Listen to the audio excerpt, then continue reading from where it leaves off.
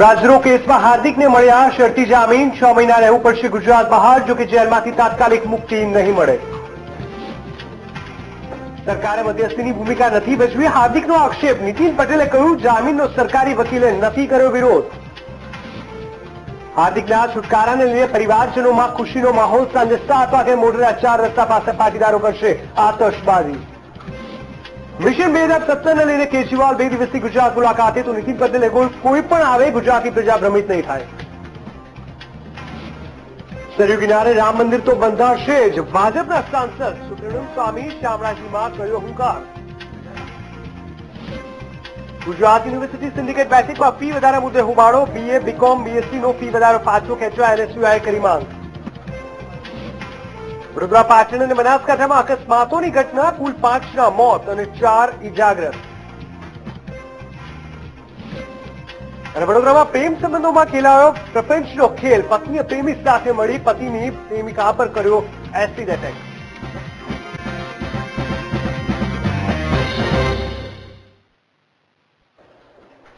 નમસ્કાર દર્શક મિત્રો, હું શ્રીગર દેવાણી આપનું સ્વાગત કરું છું ન્યૂઝ રૂમ લાઈવથી.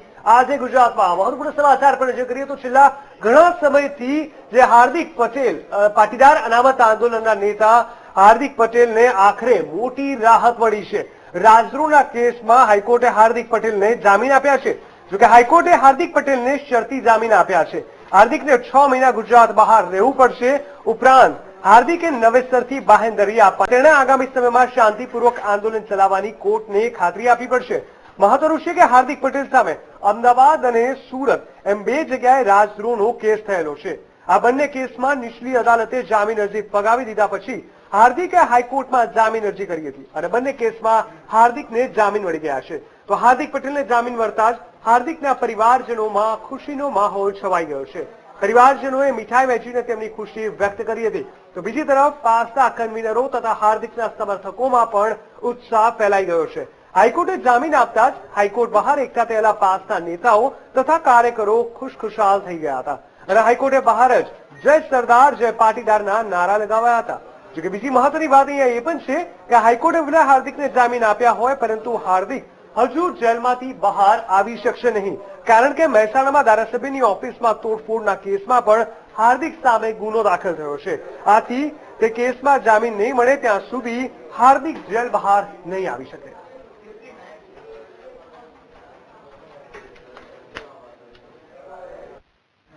મહાન હોય આપણા લોકશાહી દેશમાં, અને મહત્વની વાત કે જેલ મારા માટે કોઈ મહત્વની વસ્તુ કોઈ ગુનેગાર પણ જેલમાં સતત મનનો માનવી બની ગયો. આજે ભૂમિકા એમાં સરકારની કોઈ ભૂમિકા જ નથી. દરેક લોકોની હોય પોતાની, પણ ન્યાયતંત્ર મહાન હોય ને લોકશાહીમાં, ભૂમિકાની મહત્વની. અને આંદોલન હજી પણ ચાલુ રહેશે. તે બહાર આવીને શું રણનીતિ બનાવીશું સાથે, છતાં પણ એમ આ જે શ્રેય છે એ કોને આપશે ને હવે આગળની રણનીતિ તમારી પહોંચે. પાટીદારો મહાન. આમાં એવું છે કે જામીન નામદાર કોર્ટ જ આપી શકે, પણ સરકારનું કુલું વલણ હોઈ શકે, કારણ કે જયારે અમને 26 જામીન મળ્યા ત્યારે સરકારશ્રીનું કુણું વલણ હતું. એટલે જે પણ જેને જસ લેવો હોય લઈ શકે છે, પણ સમગ્ર પાટીદાર સમાજનો અમને જબરજસ્ત ટેકો હતો અને સમગ્ર પાટીદાર સમાજ આજે એક થઈને લડ્યો. એનું આજે સારામાં સારું પરિણામ મળ્યું છે. અને મુખ્ય મુદ્દો અમારે જે તમામ પાટીદાર હાર્દિક સાથેના જે એમને મુક્ત કરવાનો જે મુદ્દો હતો એ આજે બધા જ પાટીદારો જેલ મુક્ત થયા છે. આજે એક પણ પાટીદાર એવું નથી જે જેલમાં અનામત આંદોલનના કાર્ય જેલમાં હોય. તો અમારે મુખ્ય લાગણી આજે પૂરી થઈ છે. સમગ્ર જેને પ્રયત્ન કર્યા તમામનો મીડિયા દ્વારા હું આભાર માનું છું. આજે હાર્દિકને જે જામીન મળ્યા છે એમાં પણ રાજ્ય સરકારે અગાઉ સંમતિ આપેલી કે કોર્ટ તરફથી જો શરતી જામીન આપવામાં આવે તો રાજ્ય સરકાર સંમત છે. અને આજે પણ કોર્ટમાં રાજ્ય સરકારના વકીલ તરફથી કોઈ વાંધો નહીં લેવાના કારણે હાર્દિકને જામીન મળ્યા છે. 2 કેસમાં એમના જામીન મળ્યા છે. હજુ વિસનગરનો એક કેસ જે છે એમાં એમને જામીન લેવાના બાકી છે અને સોમવારે એ કેસની મુદત છે. એટલે હું માનું છું કે સોમવારે પણ એમને જામીન કોર્ટ તરફથી મળવાપાત્ર થશે. રોજ નામદાર ગુજરાત હાઈકોર્ટે હાર્દિક પટેલની જામીન અરજી પર હુકમ કરતા હાર્દિકભાઈ પટેલને બંને સેડિશનના ગુનાઓમાં જે અમદાવાદ અને સુરતમાં એમની સામે દાખલ થયેલા હતા એમાં જામીન પર છોડવાનો હુકમ કર્યો છે. અને એ બંને કેસોમાં મુખ્ય શરતોમાં એક શરત એવી છે કે હાર્દિકભાઈ પટેલે આવનારા 6 મહિના ગુજરાત સ્ટેટની બહાર રહેવાનું રહેશે અને અગાઉ જે એમને ચાલુ સુનાવણી દરમિયાન આપેલ અંડરટેકિંગ હતું એ ફરી પાછું બીજું એક ફ્રેશ अंडरटेकिंग फाइल करी नामदार कोर्ट समक्ष प्रोसीडिंग्स में रजू करवा। जो जमानत मिली है हाई कोर्ट में से तो हमें बहुत खुशी हुई है। चाहे गुजरात बाहर नहीं जाने की शर्त है फिर भी हमें मंजूर है, क्योंकि हार्दिक पटेल को हम स्वतंत्रता से मिल सकेंगे। आगे आने वाले दिनों में पूरे गुजरात के बाहर भी हम आंदोलन का व्याप बढ़ाएंगे। मैं वही तो बोला कि भाई 6 महीने बाहर रखा है, लेकिन हार्दिक बाहर आ गया। हम आज तक उसको जेल में मिल नहीं सकते थे, सरकार नहीं मिलने देती थी, इसलिए बाहर आने से हमारा जो इंटरनल जो बातचीत करने का तरीका है हम बातचीत कर सकेंगे गुजरात के बाहर जाके भी, और आंदोलन को गांधी राह पे पूरे जोर से पूरे गुजरात में आगे बढ़ाएंगे। और हार्दिक की इच्छा रहेगी तो पूरे देश में हम ले जाएंगे। पहला पाटीदार समाज माटे અને પાસ માટે આ બહુ જ આનંદના સમાચાર છે કે ભાઈ હાર્દિકને હાઈકોર્ટે જામીન આપી દીધા છે। આજે સમગ્ર ગુજરાતના પાટીદાર સમાજમાં દિવાળી જેવો માહોલ છે, પણ ખરી દિવાળી ત્યારે મનાવવામાં આવશે જ્યારે ભાઈ હાર્દિક જેલની બહાર આવશે। આજે મહેસાણા અને ઉત્તર ગુજરાતમાં ફટાકડા ફોડી અને સૌરાષ્ટ્રના તમામ જિલ્લાઓમાં સુરતમાં ફટાકડા ફોડી અને આ ઓર્ડરનું સ્વાગત કરવામાં આવશે। ભાઈ હાર્દિક ગુજરાત બહાર રહે, ગુજરાતની અંદર રહે, એનું માર્ગદર્શન અમને મળતું રહેશે। ભાઈ હાર્દિક જેલમાં હતો ત્યારે અમને એમના માર્ગદર્શનમાં અને એની સૂચનાઓ મળવામાં ખામી રહેતી હતી, એ ખામી હવે દૂર થઈ જશે અને ભાઈ હાર્દિકના આદેશ પ્રમાણે ગુજરાતનો પાટીદાર સમાજ હવે આગામી સારી રીતે અને એકદમ મક્કમ ગતિથી પાટીદાર સમાજને ન્યાય મળે એ હેતુથી ગાંધી ચિંધ્યા માર્ગે આંદોલન ચાલુ રહેશે। પણ ગુજરાતની પ્રજાના તમામ વર્ગ, તમામ લોકો અને ખાસ કરીને યુવાનો એમને ખૂબ લાગણી થઈ છે, ભાવ થયો છે કે યુવાનોના લાગણી માંગણીને અવાજને, લોકશાહી અવાજને ગમે એવી ભારતીય જનતા પાર્ટીની સરકાર હશે એ કચડી નહીં શકે, દબાવી નહીં શકે। ભારતીય જનતા પાર્ટીએ 10% યુવા સ્વાવલંબન યોજના આપવાની વાત હોય કે ઈબીસી આપવાની વાત હોય કે નેતાઓને છોડવાની વાત હોય, બધામાં એક હકારાત્મક અભિગમ દાખવ્યો છે। અમને વિશ્વાસ છે કે જે કંઈ નેતાઓ છે એ સમાજની અને ગુજરાતની લાગણીને સમજીને એ સમાધાન તરફ આગળ વધશે। ખાસ કરીને હાર્દિકને છોડવાથી પાટીદારો પાછા વળશે ખરા? અમને પૂરો વિશ્વાસ છે ભારતીય જનતા પાર્ટી સાથે હંમેશા પાટીદારો હતા, છે અને રહેશે, એવો અમને વિશ્વાસ છે। આંદોલન ચાલુ રહેશે। સરકારને પોતાને બીક છે કે હાર્દિકને છોડ્યા પછી ગુજરાતની અંદર ફરી વખત આંદોલન કંઈક ને કંઈક અંશે ગતિ પકડે, એટલા માટે એમણે રાજ્યની બહાર 6 મહિના સુધી રહેવા માટેની ગુજરાતને જે શરત મૂકી છે, સરકારે જે શરત મૂકી છે એ પ્રમાણે જામીન મળ્યા છે। તેમ છતાં પણ હવે સરકારે નક્કી કરવાનું છે કે રાજ્યની બહાર રહેવા છતાં પણ પાટીદાર સમાજનું આંદોલન ચાલુ રહેશે। અમારું મન હજી પણ તૈયાર છે। અમારી જે માગણી છે એ સરકાર દ્વારા સ્વીકારવામાં આવે તો અમને સરકાર સામે કોઈ વાંધો નથી, પરંતુ અમારી માગણીઓ અસ્વીકાર કરવામાં આવશે તો પાટીદાર સમાજ હાર્દિકના નેતૃત્વમાં ફરી વખત એકત્રિત બની સંગઠિત થઈ અને ઉગ્ર આંદોલન કરશે, એમાં કોઈ શંકા નથી। તો આ તરફ રાજદ્રોહ કેસના મામલે હાર્દિક પટેલને જામીન મળતા હાર્દિકના પરિવારજનોમાં પણ આનંદની લાગણી છવાઈ ગઈ છે। પરિવારજનોએ એકબીજાના મોઢા મીઠા કરાવીને હાર્દિકના જામીન મળ્યાની ઉજવણી કરી હતી।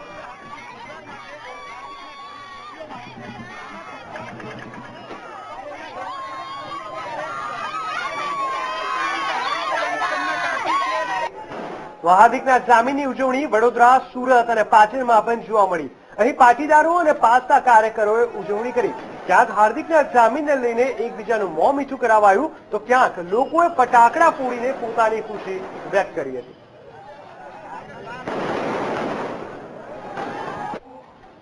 હાર્દિકને જામીન મળતા જ પાટીદારોમાં ઉત્સાહનો માહોલ જોવા મળ્યો।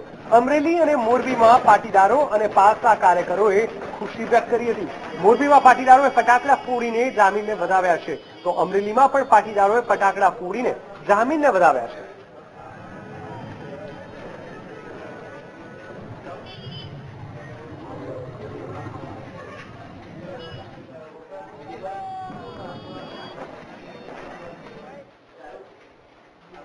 તો 9 જુલાઈ શનિવારના રોજ દિલ્હીના સીએમ અને આપના નેતા અરવિંદ કેજરીવાલ, મનીષ સિસોદિયા અને કુમાર વિશ્વાસ ગુજરાતની મુલાકાતે આવવાના છે। જી હા, તેઓ રાજકોટ અને સોમનાથના પ્રવાસે આવી રહ્યા છે। ત્યારે આપના ગુજરાત પ્રભારી કનુભાઈ કંસરિયાએ વધુ વિગતો આપતા જણાવ્યું હતું કે રાજકોટ એરપોર્ટ પર કેજરીવાલનું આપના કાર્યકર્તાઓ દ્વારા સ્વાગત કરવામાં આવશે। હાર્દિક પટેલને જામીન મળ્યા તે બદલ પાટીદાર સમાજને કનુભાઈએ અભિનંદન આપ્યું હતું અને હાર્દિક પટેલને આપમાં આવવું હોય તો તેને આવકાર પણ આપીશું તેવું કહ્યું। સ્વાગત કરવા માટે એકત્રિત થશું અને સમગ્ર ગુજરાતમાંથી પણ બધા કાર્યકર્તાઓ અને નાગરિકો પણ એ જ વખતે પહોંચશે। 8 વાગે કે 8:30 વાગ્યા સુધીમાં એમની ફ્લાઇટ આવશે અને ત્યારબાદ સન્માન અમે કર્યા પછી સીધા જ સોમનાથ જવા માટે રવાના થશે। સોમનાથ મહાદેવના દર્શન કરવા માટે અને ત્યાંનું ધ્વજારોહણ કરવા માટે સોમનાથ પહોંચશે। એક તરફ અરવિંદ કેજરીવાલ સૌરાષ્ટ્રમાં આવી રહ્યા છે ત્યારે તેમના આ પ્રવાસ અંગે પ્રતિક્રિયા આપતા કેન્દ્રીય રાજ્યમંત્રી મનસુખ માંડવિયાએ જણાવ્યું કે કેજરીવાલના પ્રવાસથી ભાજપને કોઈ ફરક નહીં પડે। લોકશાહીમાં તમામ પક્ષોને પ્રચાર કરવાનો અધિકાર છે। મહત્વનું છે કે પીએમ મોદીના મંત્રીમંડળમાં કેન્દ્રીય રાજ્યમંત્રી તરીકે સ્થાન મેળવનાર મનસુખ માંડવિયા રાજકોટ પરત ફર્યા છે। રોડ અને ટ્રાન્સપોર્ટ વિભાગના તેમને મંત્રી બનાવાયા છે। રાજકોટ પરત ફરેલા માંડવિયાએ જણાવ્યું કે રોડ અને ટ્રાન્સપોર્ટ સિસ્ટમના વિકાસ માટે તેઓ કામ કરશે। સૌ પ્રથમ તો ભારતને એક વિઝનરી પ્રધાનમંત્રી મળ્યા છે। આદરણીય નરેન્દ્રભાઈ મોદીના નેતૃત્વમાં મને રોડ ટ્રાન્સપોર્ટ હાઈવે કેમિકલ અને ફર્ટિલાઇઝર તેમજ શિપિંગનો હવાલો સોંપવામાં આવ્યો છે।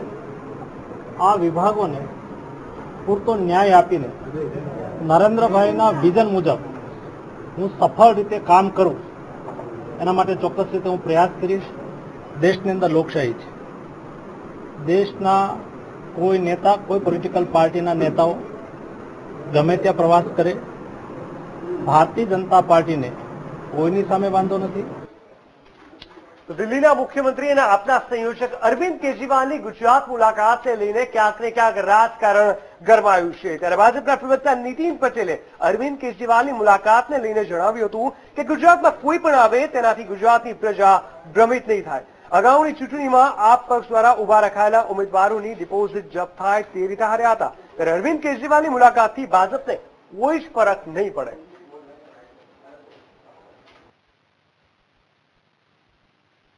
ચૂંટણીઓમાં આપ પાર્ટીએ ગુજરાતમાં ઉમેદવારો ઉભા રાખેલા છે। આપ પાર્ટીએ એટલે કે કેજરીવાલના પક્ષે જેટલા ઉમેદવારો ગુજરાતમાં જે ચૂંટણીમાં ઉભા રાખ્યા હતા એ બધા જ ઉમેદવારોની ડિપોઝિટ જપ્ત થાય એ પ્રકારે એમની હાર થયેલી।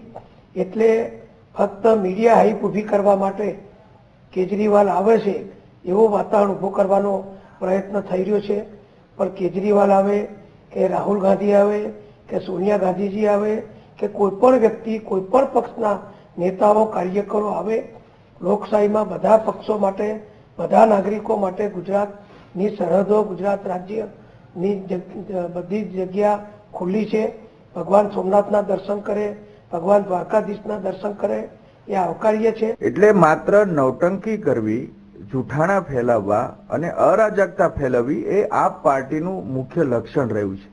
દિલ્હીની જનતા એમને શોધી રહી છે। શાળાઓ અને 20 કોલેજોની સ્થાપના કરવા આવશે એવું પણ એને વચન આપ્યું હતું। એટલે દિલ્હીની જનતા એમને શોધી રહી છે। એટલે દિલ્હીની જે સરકારની નિષ્ફળતાઓ ઢાંકવા માટે બીજા રાજ્યમાં આવીને એક પ્રકારના નાટકીય અપપ્રચારો બીજા સામે કરે છે એ વ્યાજબી નથી।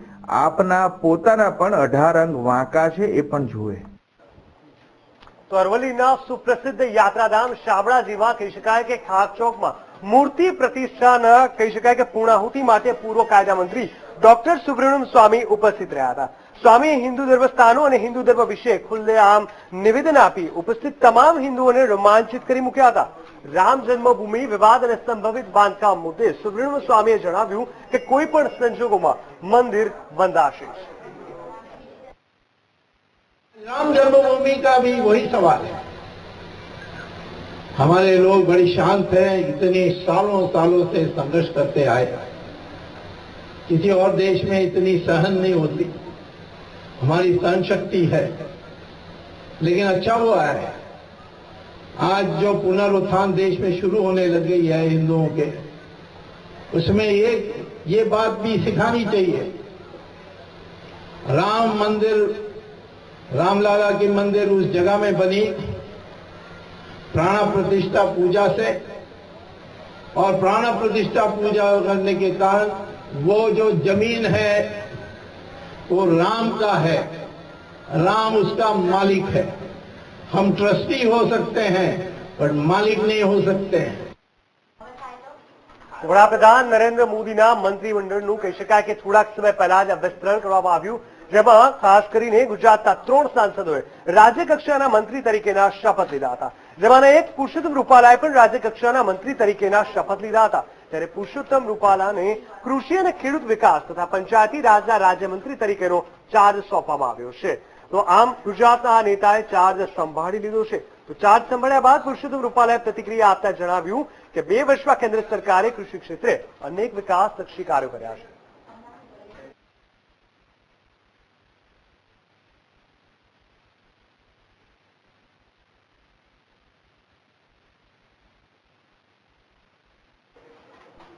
તો કહી શકાય કે વડોદરા, પાટણ અને બનાસકાંઠામાં આજનો આ શુક્રવાર ઘણો જ ગંભીર સાબિત થયો છે અને અકસ્માતની હારમાળા સર્જાઈ છે, જેમાં વડોદરાના કરજણના કંડારી ગામ નજીક ઉભેલી ટ્રકને મિની બસે ટક્કર મારતા એકનું મોત અને 4 ઇજાગ્રસ્ત થયા હતા। તમામ ઇજાગ્રસ્તોને કરજણ હોસ્પિટલમાં ખસેડાયા હતા। તો બીજી તરફ પાલનપુર રામપુરા 4 રસ્તા પાસે એક હિટ એન્ડ રનના બનાવમાં પિતા પુત્રીએ જીવ ગુમાવ્યો હતો।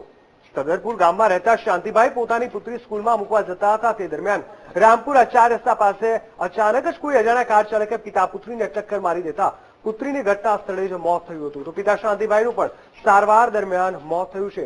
જોકે અકસ્માત સર્જનાર કાર ચાલક ફરાર થઈ ગયો હતો। તો પાટણના હારીશ કુરેજા ગામ પાસે નર્મદા કેનાલમાં કાર ખાબકી હોવાની ઘટના સામે આવી હતી।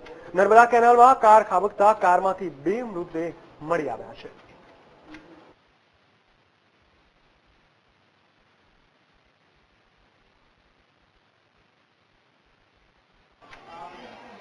ગુજરાતના કહી શકાય ગુજરાત યુનિવર્સિટીના EMRCના વિભાગમાં એક મહત્વપૂર્ણ બેઠક યોજાઈ હતી। જી હા, બેઠક ની વાત કરવામાં આવે તો જેમાં યુનિવર્સિટીના કુલપતિ, રજિસ્ટ્રાર તેમજ સિન્ડિકેટ સભ્યો પણ હાજર રહ્યા હતા। આ ઉપરાંત સિન્ડિકેટ બેઠક દરમિયાન ABVP અને NSUIના કાર્યકર્તાઓએ ખૂબ જ હોબાળો મચાવ્યો હતો અને પાર્ટીના કાર્યકર્તાઓ દરવાજો તોડીને સિન્ડિકેટ મિટિંગમાં પહોંચીને વિરોધ કર્યો હતો। BCom, BCE અને BBAની ફીમાં 2000ના થયેલા વધારા મુદ્દે વિરોધ કર્યો હતો। તેમનો વિરોધ પ્રદર્શન ખૂબ જ વિકરાળ બન્યું હતું। આથી ગુજરાત યુનિવર્સિટીના કુલપતિએ પ્રતિક્રિયા આપી કહ્યું કે બંનેની માંગ સંભાળ્યા બાદ જરૂરી નિર્ણય લેવામાં આવશે। ABVPના મુદ્દા અંગે કહ્યું હતું કે 7 દિવસની અંદર ફી વધારા અંગે નિર્ણય લેવામાં આવશે। તેમજ તેમણે NSUIની માંગને સંભાળ્યા બાદ કહ્યું હતું કે ગાંધી કોર્પોરેશન હોલ વિદ્યાર્થીઓ માટે જ છે અને વિદ્યાર્થીઓ માટે જ વાપરવામાં આવશે। જો આ ફી વધારો પાછો નહીં ખેંચાય તો સૌપ્રથમ જે રિટાયર્ડ જજ સાહેબ છે, JM પંચાલ સાહેબ, એમની આ કમિટી બનેલી છે, સુપ્રીમ કોર્ટના નિવૃત્ત જજ છે, એમને બધા જ નીતિ નિયમો નેવે મૂકીને આ કમિટી બનાવી છે। એમની સામે અમે હાઈકોર્ટમાં પણ જઈશું, આની સામે અપીલ કરીશું અને જેટલી પણ સેલ્ફ ફાઇનાન્સ કોલેજોમાં વધારો થયો છે એ સેલ્ફ ફાઇનાન્સ કોલેજો ચાલવા નહીં દઈએ એની હું ખાતરી આપું છું। આગામી દિવસોમાં જો અમારી માંગણી સંતોષવામાં નહીં આવે તો NSUI દ્વારા ઉગ્રમાં ઉગ્ર આંદોલન કરવામાં આવશે। જરૂર પડે તો કન્વોકેશન સેન્ટરને પણ તાળા મારવામાં આવશે। હાલમાં વાઇસ ચાન્સેલર દ્વારા આશ્વાસન આપવામાં આવ્યું છે કે સંપૂર્ણ એક્ઝિક્યુટિવ કાઉન્સિલની મીટિંગ છે એમાં સર્વાનુમતે ઠરાવ પસાર કરશે એવું એમને આશ્વાસન આપેલું। તો વડોદરાના વાઘોડિયામાં આવેલી પારુલ યુનિવર્સિટીમાં જે દુષ્કૃત્યનો જે કેસ હતો આખો, તેને લઈને કોર્ટે પૂર્વ MD જયેશ પટેલને 3 દિવસના વધુ રિમાન્ડ આપ્યા છે, જેના કારણે અત્યારે જયેશ પટેલ LCBની કસ્ટડીમાં છે। જોકે જયેશ પટેલને છાતીના ભાગે દુખાવાની ફરિયાદ કરતા તેમને વડોદરાની SSC હોસ્પિટલમાં લાવવામાં આવ્યો હતો અને તાત્કાલિક વિભાગમાં સારવાર કર્યા બાદ સોનોગ્રાફી અને કોરિયોગ્રાફી પણ કરવામાં આવી હતી। જોકે આ તકલીફ કાયદાની છટકબારી માટે ઊભી કરી હોવાની ચર્ચાએ જોર પકડ્યું છે।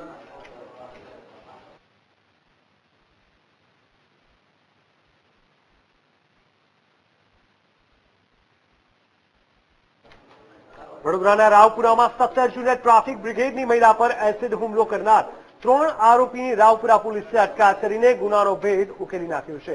ભોગ બનનાર મહિલાના સહકર્મી પોલીસની પત્નીને ભોગ બનનાર સાથે પ્રેમ સંબંધ હોવાની શંકાના કારણે અન્ય યુવાનોને સાથે મળીને આ ગુનો કરવામાં આવ્યો હતો। મુખ્ય આરોપી મહિલા સોનલ બળિયારે પોતાના પતિની પ્રેમ કહાનીનો અંત લાવવા અને પતિની પ્રેમિકા કોઈની ના બની શકે તેવા આશયથી 2 યુવકોના સાથ લઈને આ યુવતી પર એસિડ હુમલો કર્યો હોવાનું બહાર આવ્યું છે અને પોલીસે 3 આરોપીઓની અટકાયત કરી લીધી છે. નવાપુરાના રહેવાસી છે. એ તમામ જગ્યાઓ એમણે જોઈ પછી 17 તારીખે આ લોકોએ જેલ રોડથી જ આમનું ભોગ બનનારનો પીછો કરી અને હાથીપોળ પાસે જ્યારે એમને અંધારું દેખાયું બુકાની બાંધી અને ટોયલેટ ક્લીનર ડાયલ્યુટેડ એસિડ એના મોઢા પર નાખેલું. એટલે આ ઘટનામાં 3 આરોપી છે. મુખ્ય આરોપી છે સોનલ પટિયાર, કલ્પેશ રાજપૂત અને સની માળી, જેમની 3ની ધરપકડ રામપુરા પોલીસે કરી અને આગળની તપાસ ચલાવવામાં આવશે. રાજકોટમાં વધુ એક હત્યાનો બનાવ પ્રકાશમાં આવ્યો છે, જેમાં શહેરના ખોડિયારપરામાં યુવાનની છરીના ઘા મારી હત્યા કરવામાં આવી છે. પારિવારિક કારણોસર પિતરાઈ ભાઈઓએ ભાઈની નિર્મમ હત્યા કરતા ચકચાર મચી ગઈ છે. પંકજવાળા નામનું યુવાનનું મોત નીપજ્યું છે, જ્યારે હુમલામાં બચાવવામાં પડતા મૃતક પંકજના ભાઈ અને બહેનને પણ છરીના ઘા વાગતા ઈજા પહોંચી હતી. આ અંગે પોલીસે વધુ તપાસ તેજ કરી છે.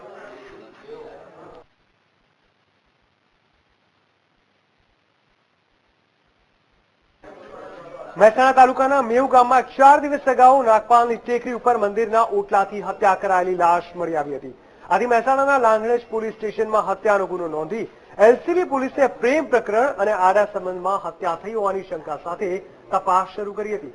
આ મામલે 35થી વધુ શકમંદોની પૂછપરછના અંતે ચોરીના ગુનામાં સંડોવાયેલા કનોજી ઠાકોર સામે શંકા ગઈ હતી. તેની સઘન પૂછપરછમાં કનોજી ઠાકોરે પથ્થર માથામાં મારી શૈલેષને મોતને ઘાટ ઉતાર્યો હતો અને મોબાઈલ તેમજ 1700 રૂપિયાની લૂંટ ચલાવી હતી. આ મહેસાણા એલસીબી પોલીસે ગુનાના રવાડે ચડેલા સ્ટોન કિલર કનોજી ઠાકોરને હત્યાના ગુનામાં ઝડપી વધુ તપાસ હાથ ધરી છે. મર્ડર કેસને લગત અલગ અલગ પાસાઓની તપાસ કરતા હતા. તે દરમિયાન અમોને આજે આંગીરા હકીકત મળેલ કે આ ગુનો જ્યારે બન્યો ત્યારે ગુનાવાળી જગ્યાની આસપાસ સદર મેવ ગામનો ઠાકોર કનોજી જોહાજી ઉર્ફે કાળુ જગ્યા પાસે હાજર હતો. જે હકીકત આધારે તેને અત્યારે એલસીબી કચેરી લાવી તેની સઘન અને ઝીણવટભરી પૂછપરછ કરતા પોતે આ ગુનાની કબૂલાત કરેલ. ગીર સોમનાથ જિલ્લામાં વન વિભાગ દ્વારા મનરેગા યોજના તળે કરોડોના ભ્રષ્ટાચાર આચરવામાં આવ્યો છે, જે કૌભાંડનો મીડિયા દ્વારા પર્દાફાશ કરવામાં આવતા વન વિભાગમાં ખળભળાટ મચી ગઈ છે. તો આ કૌભાંડ પર પડદો પાડવા વન વિભાગના ભ્રષ્ટાચારી અધિકારીઓ દ્વારા એરી ચોટીનું જોર લગાવાયું. કાગળ પર જે ચેકડેમો અને વન તલાવડી બનાવી રકમ ઉપાડી લેવામાં આવી હતી, તે સ્થળ પર યુદ્ધના ધોરણે કામગીરી હાથ ધરવામાં આવી. ત્યારે ગાંધીનગરથી વિજિલન્સ ટીમ તપાસ અર્થે દોડી આવી હતી અને આ સમગ્ર કૌભાંડના મોટા ખુલાસા કર્યા છે, જેના પગલે ઉચ્ચ અધિકારીઓની પોલ છતી થઈ ગઈ છે.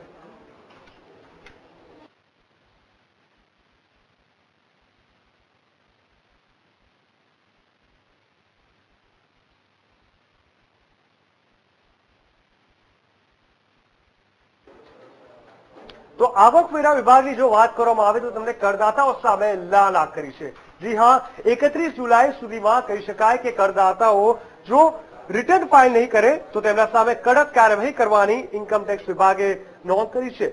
આવકવેરા વિભાગ પહેલા કરદાતાઓને નોટિસ પાઠવશે અને ત્યારબાદ કાર્યવાહી કરશે. આ સિવાય કરદાતાઓને 1 લાખ સુધીના દંડની પણ જોગવાઈ થઈ શકે છે.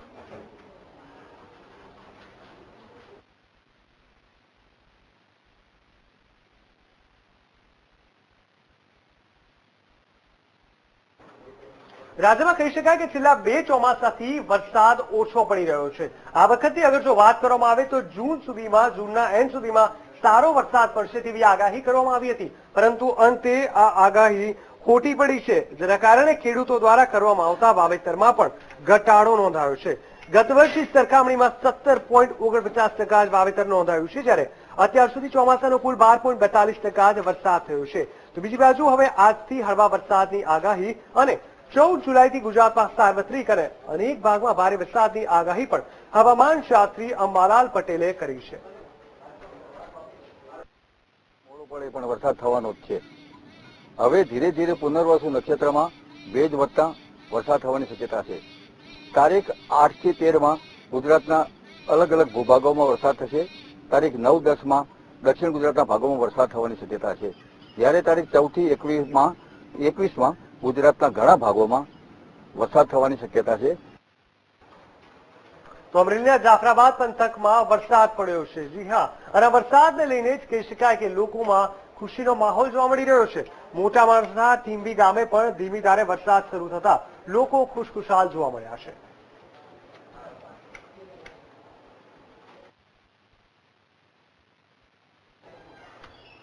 દસ દિવસના વિરામ બાદ આખરે નર્મદા જિલ્લામાં વરસાદ વરસી ગયો છે.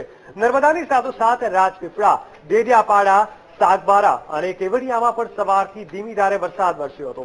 નર્મદામાં અડધો ઇંચ જેટલો વરસાદ વરસી જતા વાતાવરણમાં ઠંડક પ્રસરી હતી અને ખેડૂતો ખુશખુશાલ થઈ ગયા હતા.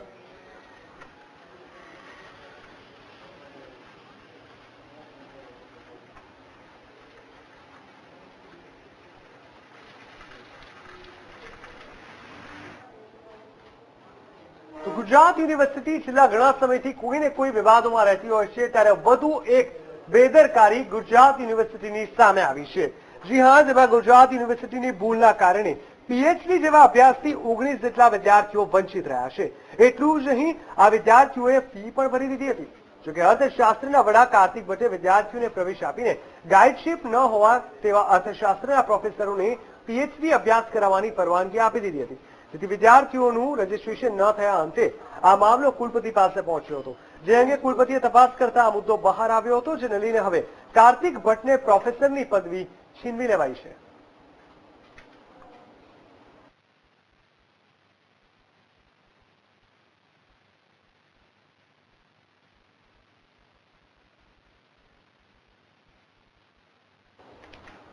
વાત કરીએ રાજકોટની, તો રાજકોટમાં કહી શકાય કે પાકિસ્તાની માઇનોરિટી ધરાવતા લોકો માટેની જો વાત કરવામાં આવે તો તે લોકોને લઈને એક મહત્વપૂર્ણ કેમ્પનું આયોજન કરવામાં આવ્યું હતું. આ કેમ્પમાં આવેલા મૂળ પાકિસ્તાની અને છેલ્લા 7 વર્ષથી રાજકોટના ગોંડલમાં રહેતા મહાવીરસિંહ સોરા કહે છે કે ભારતનું સિટીઝનશીપ ન હોવાને કારણે એક જ જગ્યાએ સ્થાયી થઈને રહેવું પડે છે.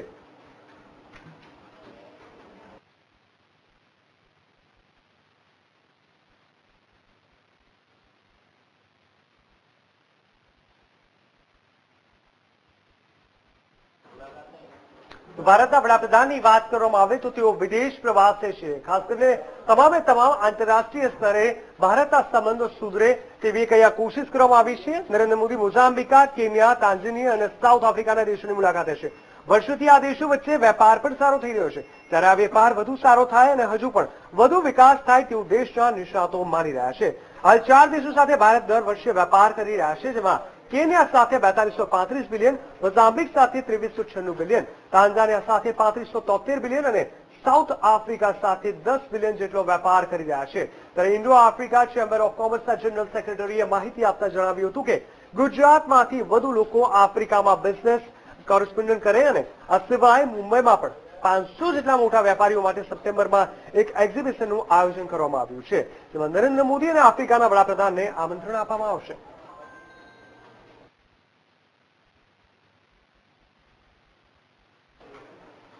ન્યૂઝરૂમ લાઈવથી આજે ગુજરાતમાં બસ આટલું જ. વધુ સમાચાર માટે આપ જોતા રહો વીટીવી ન્યૂઝ ગુજરાતી.